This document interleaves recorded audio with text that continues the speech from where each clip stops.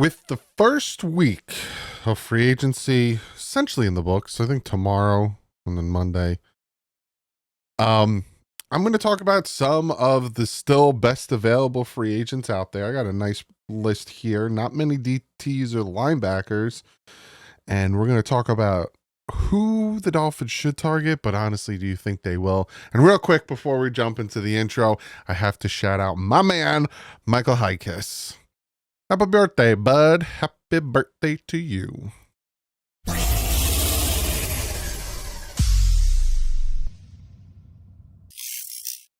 What is up, Finn fans? So, yes, first week of free agency. I was going to say tree agency. It's where you go out and you pick the tree you want and then you bring. Free agency is almost in the books. Some signings might still happen today.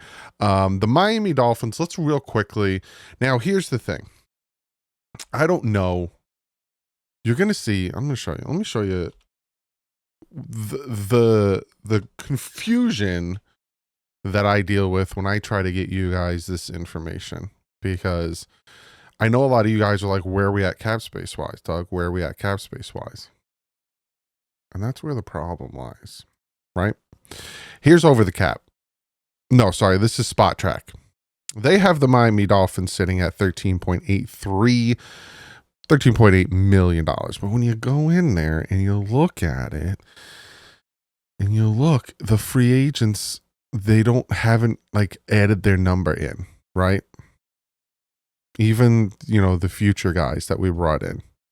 For Quinn Bell, KJ Britt, Farrell Brown, Elijah Campbell, Ashton Davis, Terrell Dodson, Liam Eichenberg, Dwayne Estridge, Alexander Matheson, and Nick Westbrook have not been accounted for. But who has been accounted for is like Zach Wilson with the $6 million, James Daniels with the $3 million. So some of the guys have been accounted for. I don't think Liam's in here. I don't know. I just wanted to cry real quick. Sorry. Tron Armstead, you're like all those things, even Bradley Chubb with his savings, they're all been accounted for, but not fully. So again, the Dolphins are sitting at 13 million. But you look down here, Tampa Bay's at a negative, Atlanta's at a negative, Buffalo's at 10, Rams are at 5.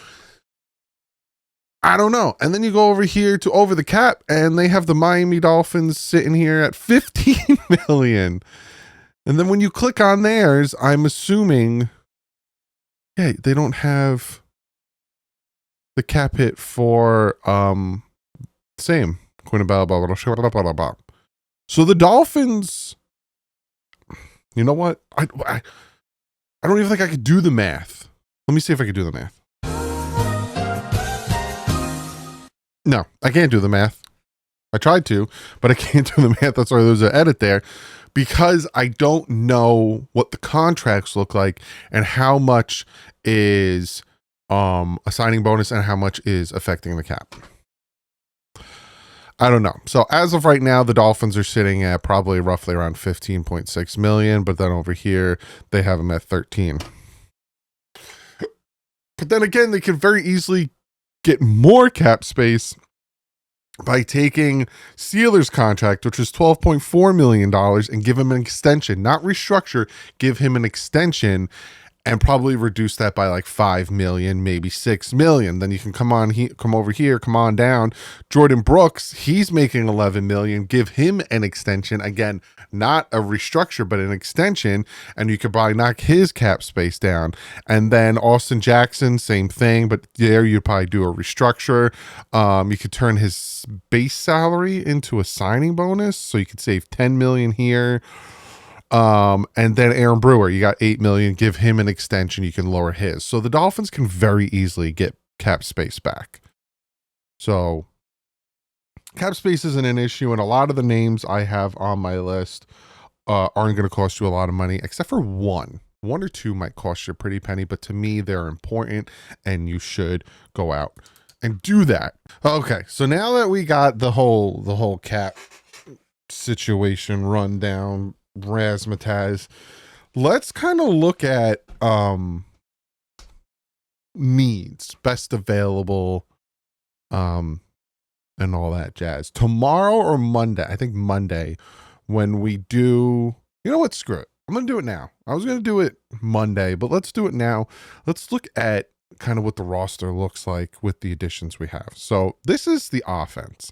And you see the addition in Zach Wilson, Alexander Madison, Nick Westbrook, Pharaoh Brown, Larry Borum, and James Daniels. And of course, well, Liam Eichenberg is in there. You just put him in there at left guard. You just imagine him at left guard.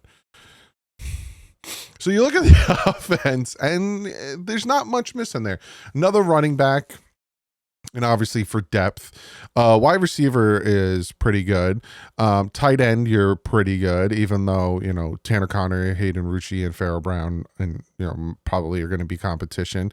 Julian Hill is a coach favorite, so we don't know about that. Tackle, they're pretty good. You know, if Teron Armstead doesn't come back, you still have Austin Jackson, Ryan Hayes, Brian Matos. So there's that. It's just guard. They brought in 2 guards, and one of them is Liam Eichenberg. The other's James Daniels, which I'm happy about.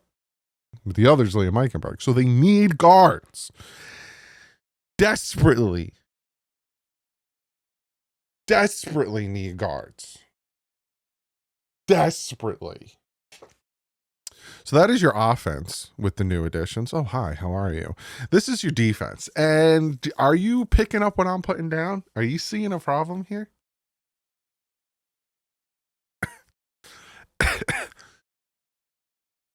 You seeing that problem? You seeing it? Zach Sealer, Neil Farrell. That is it on the defensive line. It's a problem. It's a problem. And they need to address it. But here's the problem. Can you see me down here? There's not many defensive linemen left in free agency that's going to help. What the flip are they going to do when they are sitting around waiting, letting good defensive linemen go elsewhere? Explain that to me. I don't. But anyway, so they have one defensive end in a 3-4 scheme. They have one nose tackle, and they have no right end. That's it. Outside linebacker were Gucci, right? Jalen Phillips, Chop Robinson, Mo Kamara, Bradley Chubb. You have Grayson Murphy coming back, Derek McLaurin, all that stuff. And then I even have some names you could sprinkle in there, get some rotational stuff going on. When it comes to middle linebackers, they're good, right? Terrell Dotson, Jordan Brooks kind of did their thing this season. You brought in KJ Britt. You have Channing Tindall and Taquan Jackson. If they can, you know, there are middle linebackers in this draft, and that's where I would like the defensive line to be, where you kind of have your vets in there, and then you can go from there. Corners, there's a little bit of a problem, right? You got Jalen Ramsey, and then opposite Jalen Ramsey, who do you got? Storm Duck, Ethan Bonner, Isaiah Johnson, Cam Smith. You need to address that. And then also you have your slot, and you have Jason Maitre. I think they brought back Kader Kohu. I'm pretty sure they did. And then your safeties, if that is kind of where we're sticking with, again, it's a situation where it's not as bad as the other situations. Ashton Davis, right? And then you have Fatu Melifanu. I've been kicking that name's butt. I brought back Elijah Campbell. You got Patrick McMorris, the rookie. You got Jordan Colbert. It's another situation like the middle linebackers that you can draft one of those guys in like the 2nd, 3rd round or something. So that's kind of where we're sitting at when it comes to what the roster looks like. Now, it's a problem. So you look at running backs, there's some names out there that are still very enticing to me, like incredibly enticing to me, in J.K. Dobbins and Nick Chubb. Will they go out and grab J.K. Dobbins or Nick Chubb? Probably not, right? You bring in Alexander Madison, you're not going out and getting them. You'll probably draft a guy in the 4th round or something like that. But just saying, J.K. Dobbins would be nice to bring in. Guards. I have four guards here. Mekhi Becton, who's 25, he's going to cost you a pretty penny. Did you see the depth chart as of right now? They need guards. And you bring in Mekhi Becton, all of a sudden your offensive line is just better. But say Mekhi Becton outpriced himself, even though he's still a free agent.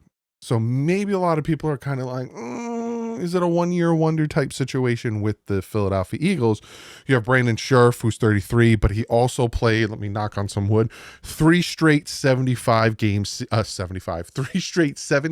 seasons, right? You also have Will Hernandez. Yes, he dealt with a week 5 knee injury, but he was a former second-round pick, and before that injury, he was 33 out of 135 when it came to guards. And again, he's dealing with that. He had a knee injury, so it's like right up Chris Grier's alley, and he's probably not going to cost that much. And then you have Dalton Risner, 29, and he was ranked 13th in pass blocking. Please go grab one of these 4. I would like Mekhi Becton, but again, he might not fit the scheme because he might not just be that mobile guy. Go out and grab one of these guards and make me feel better that you're not going to have Liam Eichenberg have a legit shot at being the starter again. You're making me very nervous, Chris Grier. I have no faith in that man.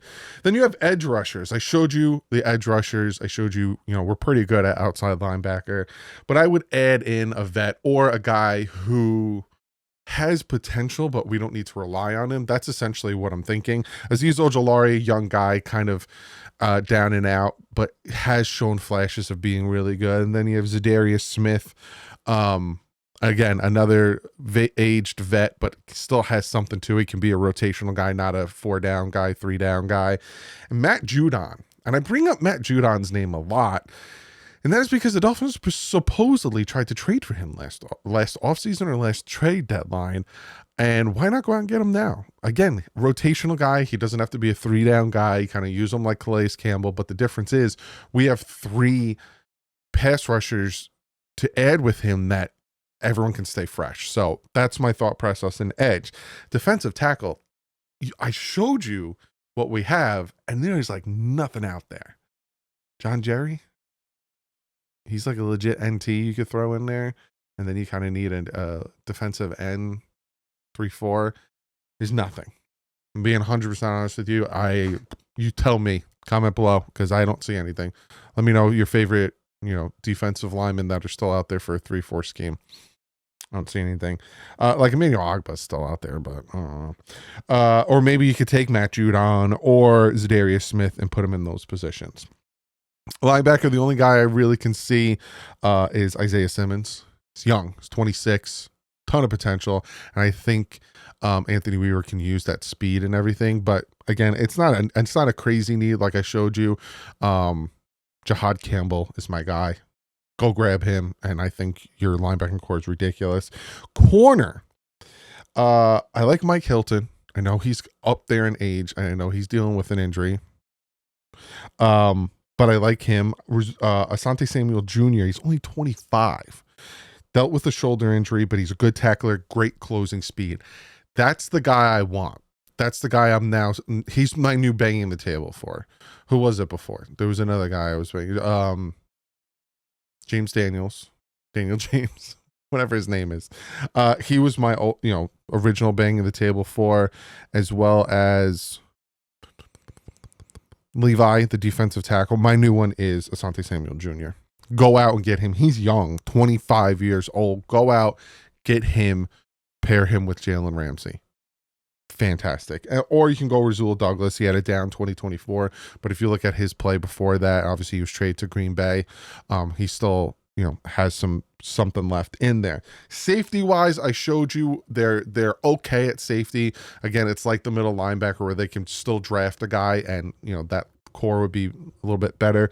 I still feel iffy about the guys we have. So go out and get a Justin Simmons. I was talking about him last offseason. I'm still talking about him. And another name I was talking about last offseason, and I'm still talking about now, is Quandre Diggs.